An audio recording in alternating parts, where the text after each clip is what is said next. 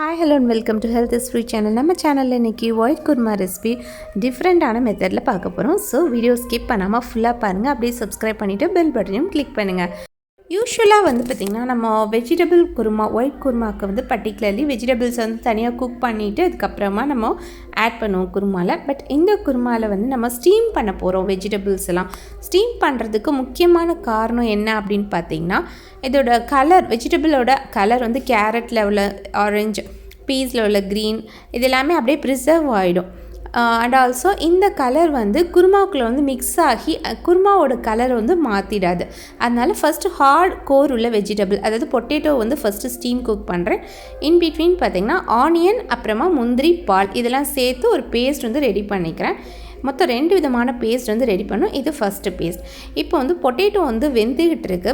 வேகிற டைமில் நம்ம ஸ்பைசஸ் அப்படியே நம்ம ஆட் பண்ணிவிட்டு கூட நம்ம கேரட்டையும் ஆட் பண்ணிக்கலாம். பொட்டேட்டோ ஒரு ஹாஃப் பாயில்டு ஆனதுமே இந்த கேரட் ஆட் பண்ணிக்கலாம். பட் பட்டர் பீன்ஸ் பார்த்திங்கன்னா கொஞ்சம் ஹார்டாக இருக்கும் இன்னமும், அதனால் அதை மட்டும் ஒரு 3 விசில்ஸ் வச்சு எடுத்துக்கலாம். இப்போ நமக்கு கேரட் அண்ட் பொட்டேட்டோ நல்லா குக் ஆகிடுச்சு. இது கூடவே ஃப்ரோசன் பீஸ் ஆட் பண்ணி வேக வச்சாச்சு. இது மாதிரி ஸ்டெப் பை ஸ்டெப்பாக ஒரு வெஜிடபிளாக ஆட் பண்ணும். இப்போ நம்ம அனதர் பேஸ்ட் ரெடி பண்ணிக்க போகிறோம். இதுக்கு 3 ஸ்பூன்ஸ் தேங்காய் திருவி எடுத்துக்கலாம். அதுக்கப்புறம் இது கூட ஒயிட் பெப்பர், கசகசா 1 ஸ்பூன், அதுக்கப்புறமா பொட்டுக்கடலை இது எல்லாத்தையும் சேர்த்து ஃபைன் பேஸ்ட்டாக நம்ம அரைச்சி ரெடி பண்ணிக்கலாம். ஸோ 2 பேஸ்ட் நமக்கு ரெடி ஆகிடுச்சு. இப்போது வெஜிடபிள்ஸுமே ஆல்மோஸ்ட் நமக்கு குக் ஆகிடுச்சு. இந்த வெஜிடபிள்ஸ் அந்த ஸ்பைசஸோட ஃப்ளேவர் சூப்பராக இறங்கியிருக்கும்.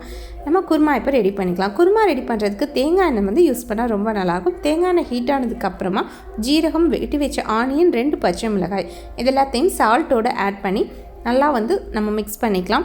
கொஞ்சம் நேரமாக நல்லா வதக்கி விடணும். வதக்கி விட்டதுக்கப்புறமா இதுக்கு தேவையான அளவுக்கு இஞ்சி பூண்டு பேஸ்ட் நம்ம ஆட் பண்ண போகிறோம். அதுக்கப்புறமா ஆனியன், முந்திரி, பால் இதெல்லாம் அரைச்ச பேஸ்ட் இருக்கும். அதை ஆட் பண்ணி கொஞ்சம் நம்ம வதக்கணும். ஏன்னா அதில் ஆனியன் இருக்குது, அதனால் வதக்கணும். அது வதங்கும் போது நம்ம டொமேட்டோஸ் நல்லா பெரிய பீசஸாக ஆட் பண்ணி அதையும் ஆட் பண்ணி மிக்ஸ் பண்ணதுக்கப்புறமா ஒரு லிட் போட்டு கொஞ்சம் நேரம் குக் பண்ண விட்டுறலாம். இது மாதிரி குக் ஆகி வந்ததுக்கப்புறமா ஒரு கப் ஃபுல்லாக பால் ஆட் பண்ண போகிறோம். இது சூப்பரான ஒரு ஃப்ளேவர் கொடுக்கும். பால் ஆட் பண்ணதுக்கப்புறமா நல்லா பாயில் ஆகணும் இந்த மாதிரி.